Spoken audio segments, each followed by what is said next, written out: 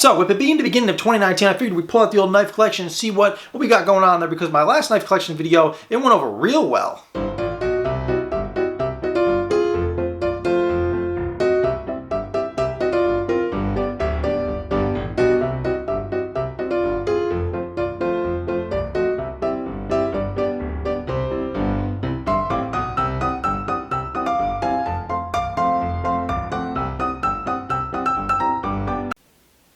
Yeah, maybe I should hold off on the energy drinks for this one. So welcome back to the channel. If you're new here, hit the subscribe button because that's what everyone tells you to do, so just do it. We got ourselves my knife collection here. Now, slight disclaimer, not a ton has changed, so if you've seen the old videos, you know, click off. But if you just want some entertainment, you know, stick around. And I do have two cases because my collection has outgrown this case. It is completely outgrown. It is too big for this collection. We got a Glock case, a Glock pistol case as my second one. So we'll show that off at the end of the video. But this is my main. My main what? But this is my main case right here. This got the bulk of everything in it. For anyone wondering, this is a Pelican 1450 case. I've done a separate video on this, so I'll link that down below. But yeah, so let's crack into this guy and see what we got going on inside.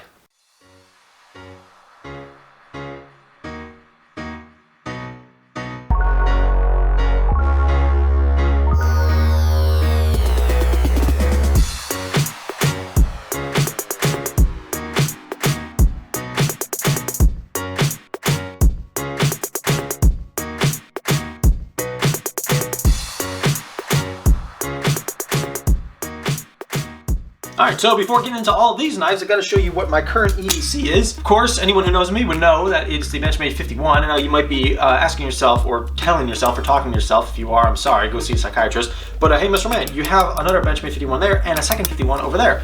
Yeah, you're right, I do. I own 3 of them. Deal with it. I love the 51s. So that being said, yeah, here's a copy of 51. This is, you know, standard plain Jane 51, again, just because I like them so much. Gotta have them 51s, 51 faux life, right? I don't know. So you can see this is a little disheveled in here, but because I just have knives like it's stupid. Yeah, I know. I need another case. We'll just pull out the random knives here that are just kind of sticking around. This guy right here is the Boker Quaken, the Blade HQ exclusive in copper and carbon fiber. One of the best looking knives in the world. Can I talk in the German accent? Is that gonna get me in trouble? No, won't. Okay. The copper marble carbon fiber is just awesome on this guy. Flipper opens really fast. I've cut myself on this guy before, so this is one of the knives I've actually injured myself on. Heavy knife, but still makes up for it in the looks. As you can see over here, I do have a second one that's still packaged up because I'm a psychopath. I need copies of knives. I like this one though because it's unpatinaed. The other one's starting to patina. I mean, I like copper ones patinaed, but I just kind of wanted to have that extra. I'm weird. I got money to throw around, you know? Like everyone pointed out, yeah, I live with my parents, so, you know, I got money to throw around for this stuff. Deal with it. When I move out, I'll be like living in a cardboard box or something. Paramilitary 2 here. This was something that was missing from my older knife collection videos, and I was meaning to get one for the longest time, I just never did. Everyone was like, no collection is complete about a Paramilitary 2.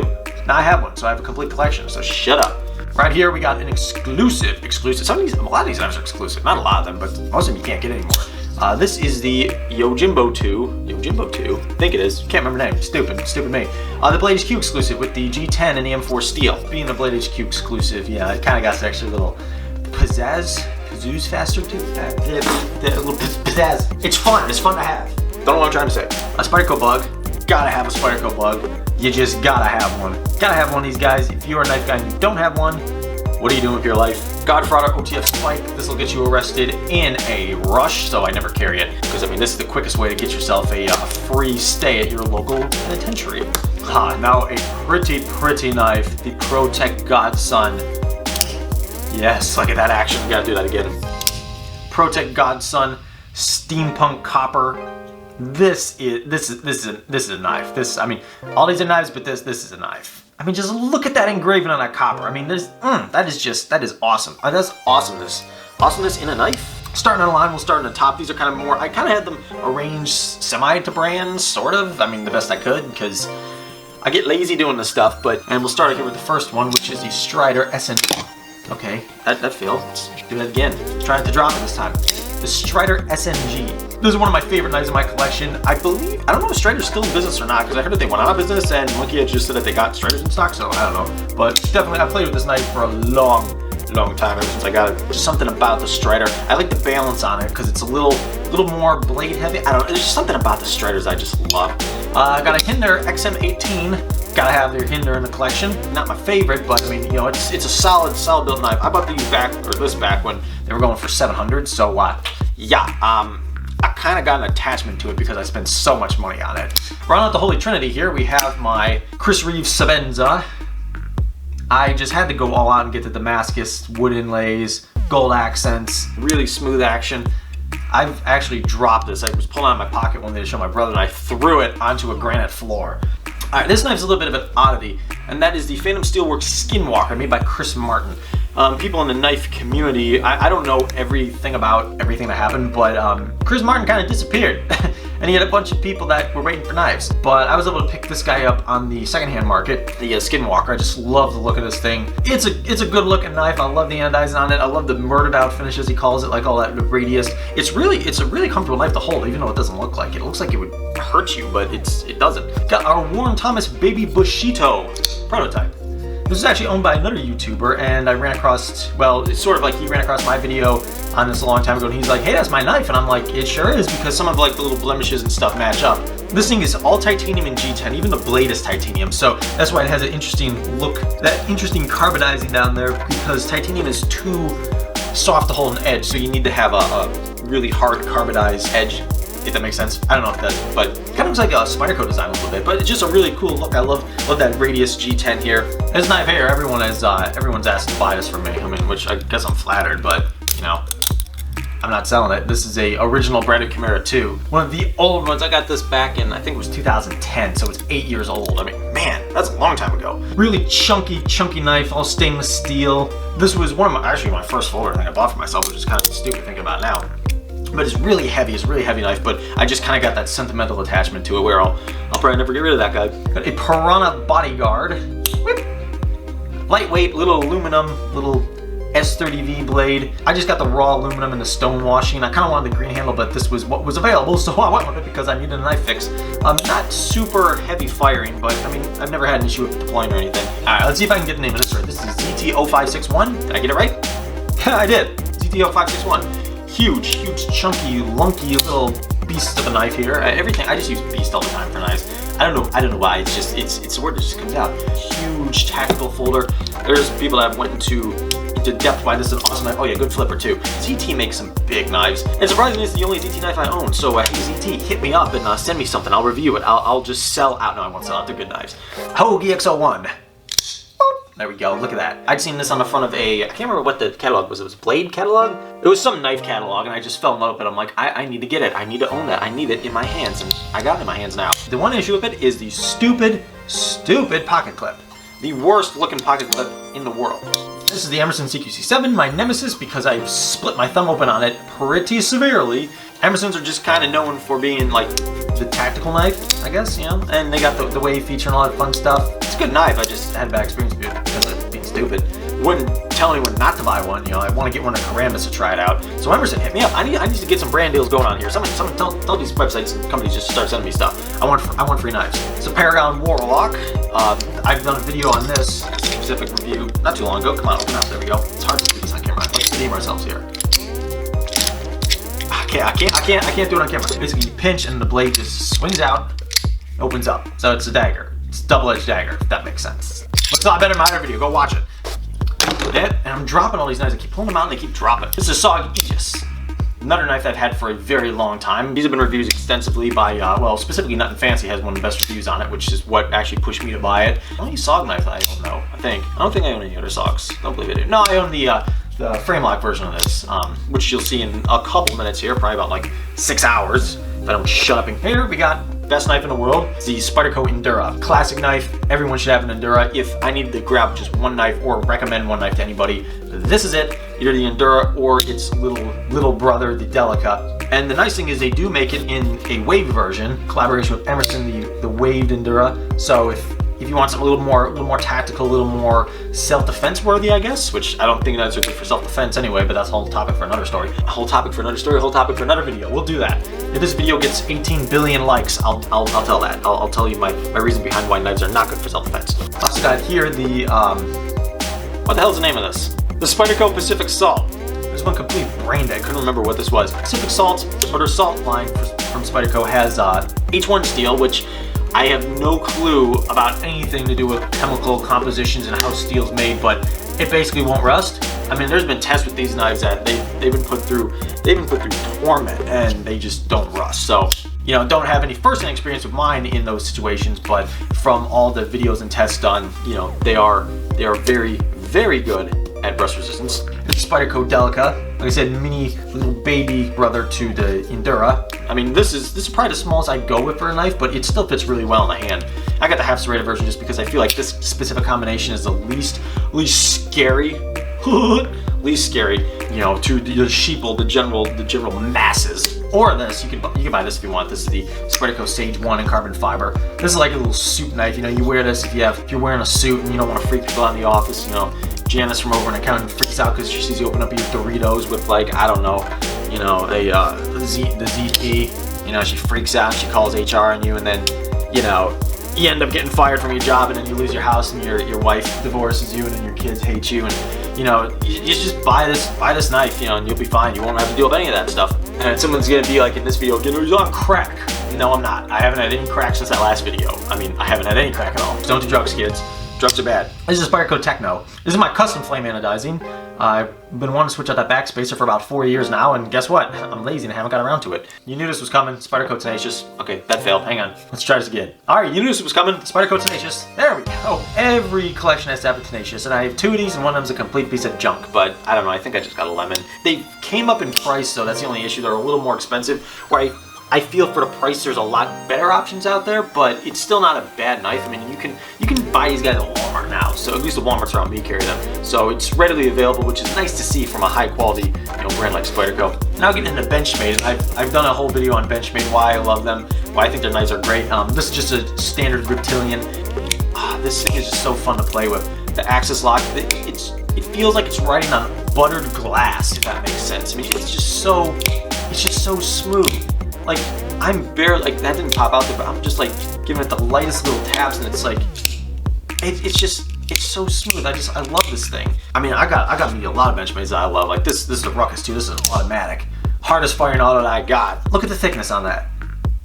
Just look at that. It is so. This thing is like a chunk of a knife. I mean, it's not even that heavy because it's all aluminum. I mean, this thing is awesome. I mean, if you're in an area that you can own autos, pick up a Ruckus too. Just do it. I mean, as soon as you fire that thing, you're gonna be like, oh yes. And on the complete other side of the spectrum here is the Benchmade 530, which is one of the lightest, thinnest knives that I've actually ever handled. This thing weighs like sub 2 ounces. It's like a piece of paper, and this thing is so thin. Axis lock. The axis lock on this is a little hard to actuate just because it is so thin. But I mean, this thing just pops out. It disappears when you carry this. It just disappears in your pocket. And something else that does not disappear in my pocket because I cannot legally carry this guy right now is the Benchmade Infidel. Now, I had to buy one just because I just had to, and it's so fun to play with. But I can't carry it. Still, it's a nice little piece to have in the collection. Moving on, we have another Benchmade 51 Morpho. This is the Blade HQ exclusive. This is my birthday present to myself, from myself, by myself, paid with money that I've made myself. I love this combination. This is actually what inspired me to buy 2 more of the originals, just because I was carrying this around and I started using it, and I'm like, you know what? I don't want to destroy it because it is an exclusive and it is so nice. I feel like this one is made to slightly higher standards than the originals, if that makes sense. And now, still Benchmade, but not branded Benchmade, is the H&K Axis. This was my work knife for a long time. I used to carry this. It weighs a ton, but it feels so overbuilt and just so chunky. Like, this is a tactical knife. I mean, this would go through, this would cut through a tank. I mean, you can cut through a literal tank with this. So next up here, we got some MicroChecks. This is the SOCOM Elite, one of the first, or actually the first high-end knife that I bought myself. Got that carbon fiber inlay on there, that kind of tan, what is it? Tan aluminum. Got the proprietary MicroCheck screws, which I don't like, but blurry. There we go. I don't like the proprietary MicroCheck screws, but at the same time, this knife isn't really one that I'm gonna have to do a ton of maintenance on because I really don't carry it because I like it so much. And this one just pops out so fast with such authority. Here, the MicroCheck Vector. This knife is my favorite, hands down. If I had to get rid of every knife, I'd keep this specifically for one thing. And that's the serial number right there, 666. Don't know why, I love that number. And this knife has a serial number 666. I'm sorry, it doesn't get much better than that. I mean, and the thing looks evil too. So there's just, this is like the epitome of knives right here. Got some green anodized backspacers. I mean, what is there not to like about this thing? I mean, if it was auto, it would make it better, but you know, you can't have everything. MicroCheck LUDT. This is a very, very finely machined, put together knife. Almost too well put together because it doesn't want to lock unless you give it an extra little push. Like that. You just have to push the blade a little bit and then it will completely lock. Has a great feel to it. Pretty lightweight for the size, you know, what it is. If you get the chance to pick up an LEDT and if autos are legal where you live, I mean, pick it up because it's such a clean looking knife. That's the thing about MicroCheck is that their knives all look really clean. And of course, you need a MicroCheck Ultratech. This is the all blacked out Tanto. This knife is like, I mean, as far as OTFs go, this is so nice. This is the contoured handle, all aluminum. I mean, this combination is just, this is just awesome. And I love the new button that they're doing on these guys. That kind of stepped button, it works really, really well because my other Ultratech over here, which is a Monkey Edge exclusive, it does not have that. It just has a standard, your standard kind of ramp button, and it still works good. You know, there's no issue with it, but I just prefer the feel of the radius ones. It's just a little bit nicer on your thumb. And like I said, this is a Monkey Edge exclusive in that frag pattern. You can see right there. Got your little monkey logo. Double-edged. I can't carry this guy, but it's just a fun little piece to have in the collection. This is the Emerson CQC7 I bought a long time ago along with Battlefield 2. I missed that game dearly. What did I just call this? Did I just call this the Emerson CQC7? I'm so stupid. I think I just called this the CQC7. It's the CRKT M16 10KZ. My God, I'm so stupid. This is one of the best flippers I have. It feels almost like an auto. Barely any pressure. Has the auto lock system on it, so it automatically locks open. This is the Walmart Ripple. The CRKT Canadian design Walmart Ripple. It's like the cheapest version of it. I don't know if they still make the Ripple anymore, but bought this a long time ago and I just kind of run another knife, and IKBS, so it's really fast, really smooth. I've cut myself dearly on this knife, but you know, it's still a good knife to have in the collection. Mine's not really centered well though. That's kind of the issue. But I mean, it was like 30 bucks, so I don't expect perfection for 30. Then we got the CRKT Hiho. This thing is awesome. Assisted, pops open really fast. I was gonna get the Hizatsu, which is the larger version of this, but I just never did, and I have no clue why. I can't remember the name of this one. Took me a second, I couldn't remember the name of this guy. I just like sat here for like 5 minutes just trying to think of it. The CRKT Drifter. This is another really old knife that I've had for a long time. Nothing really fancy about it, it's just kind of a standard little pocket knife. One knife that I recommend don't buy is the CRKT Persian. I saw this in the CRKT knife catalog and I'm like, ooh, that knife looks sweet, I gotta buy it. And I got it, I'm like, ooh, this knife sucks. It's just not really my style. There's no pocket clip, it's too small, you really can't open it one-handed. I'm not a fan of it. I mean, I'm gonna keep it because I don't like to sell my knives, but you know, not a super big fan of it. Right here we got a Cold Steel Pro Light. Cold Steel's probably the best if you just need a hard working knife that you don't want to care about. They're like the Glock of knives. It's a Pro Light. As I just said, I'm repeating myself multiple times, but I think they stopped making a Pro Light though. I could be wrong, but one that I believe they still make though is a tie light. The tie light is like, if you have a knife collection, you don't want a tie light, I mean, what are you doing with your life? Just go buy one. They're not that expensive. And I mean, look at this thing. It's a freaking stiletto. And it has a fake Emerson wave on it. What more could you want? I mean, it just pops open so fast. Like there's like no effort that you have to put into it. I mean, this thing is just, go buy one, go buy 5 of them. I'm not telling you what to do, but I am. All right, now here's a knife that I've been meaning to talk about for a long time. Haven't. It's Ravencrest Tactical. Now, there's a knife. I want to talk about the knife specifically, but more the brand. It works. It's an OTF. It works, but I have some issues with the brand themselves. I'll go into it maybe in another video, but I'd recommend if you are thinking about picking up If you are thinking about picking up a Ravencrest Tactical, don't just kind of hold off on it. There's some things that I gotta talk about with them, so just do yourself a favor and save that money and get something else. I don't care how tempting they are, just hold off on it, okay? Trust Mr. Old Man. I'm looking at all these knives. I'm obviously an expert. I know what the hell I'm talking about. Okay, now let's tick off some people because everyone started complaining in my last video about the pens. So we're gonna go over the pens again. Tactical pens. People ask, why do you need a tactical pen? Why don't you need a tactical pen?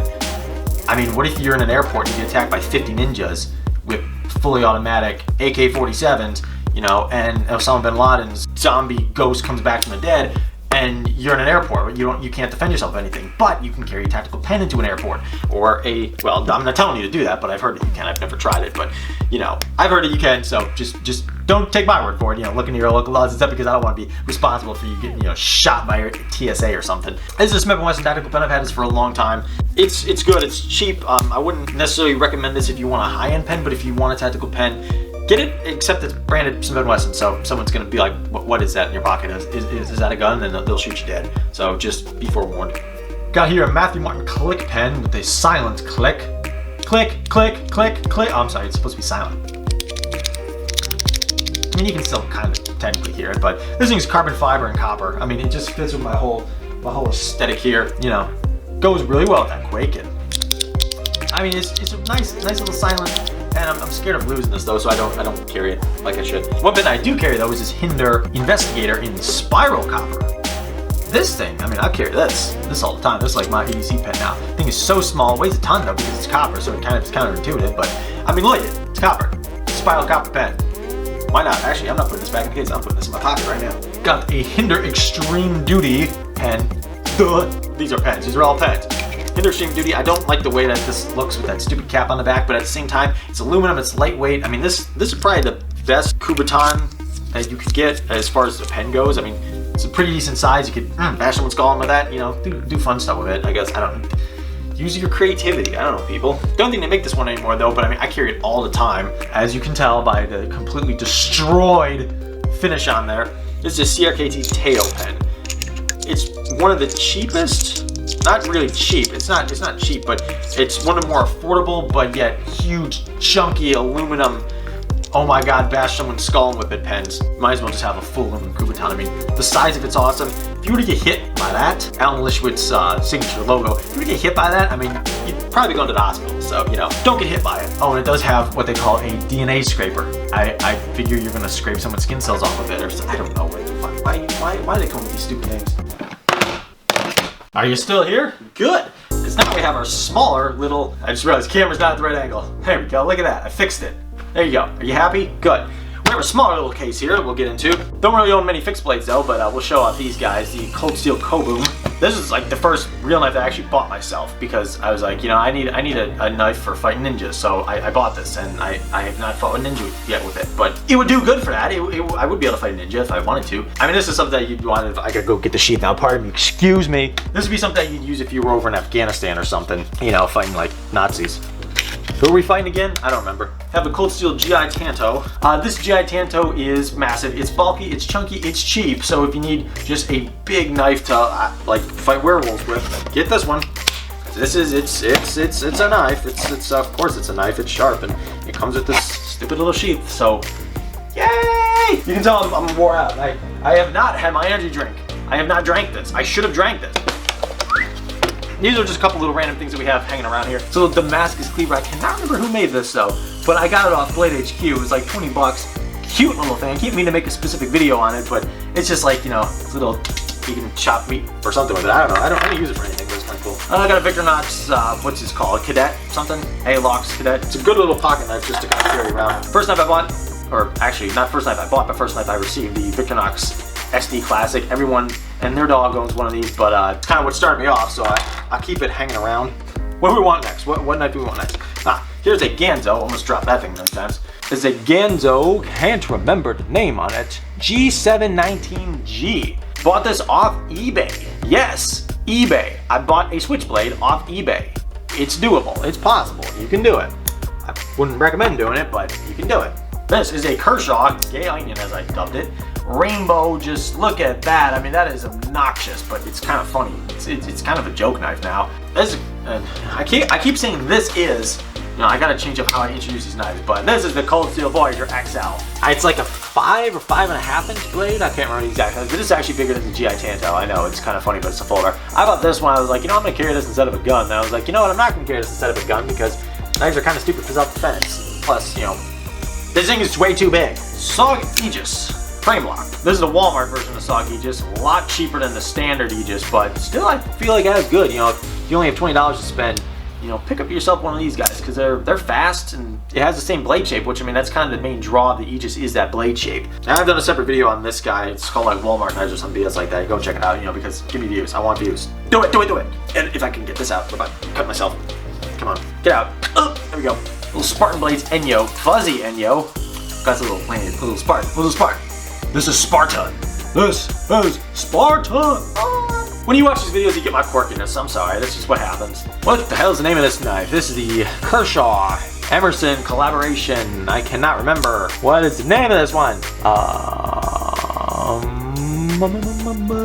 Can I say? I think it's like the CQC7CQ something or other. I was gonna do a giveaway with these things, but then I realized that there were a ton of issues with doing a giveaway for a knife, so I decided to kind of not do it, but I sort of still gave something away because I didn't want to go back on my word. But yeah, so I got another one of those hanging around somewhere because I was gonna give away two, and I was like, nope, not gonna do this. I should do another giveaway sometime, but probably not. Oh, by the way, this is the Kershaw Cryo. Everyone and their dog has one of these, so I'm not gonna talk about this one. You can buy it at Walmart. Go to Walmart and buy it. You know, it's a Kershaw Cryo. It's fast. It's an assisted knife. Probably shows up at a million crime scenes now because people use knives for crimes all the time. That's what happens. People buy $100 knives to use for a ton, like just for stabbings and stuff, you know. Kitchen knives never used. Hey, this is a Bounce on Trainer. Look at this. Paper poker. Buy one of these. These are fun. These are, I flip this a ton. It's actually pretty good. It's like 20 bucks. It's like dirt cheap. And I mean, flip's good. I can't do any tricks on camera here, but you know, I can't do any tricks anyway, but still. Here, this guy. It's told from one of my Instagram followers. He told me that CRKT had these exclusive squids available in copper, and he knew I loved copper, so I picked one up, and they sold it like the next day. Like I said at the beginning of the video, people paying attention, I love copper, so any other copper knives, you know, just start sending to me. Companies that can make copper knives, send it to me one. Now the last knife, why did I save this knife for last? Because this isn't even a fun knife. I mean, this is the Schrade Viper, but it's not even a knife that, like, I shouldn't end on this one. And why'd I end on the Schrade Viper? There's so many better knives out there to end on than the Schrade Viper. Oh well, whatever.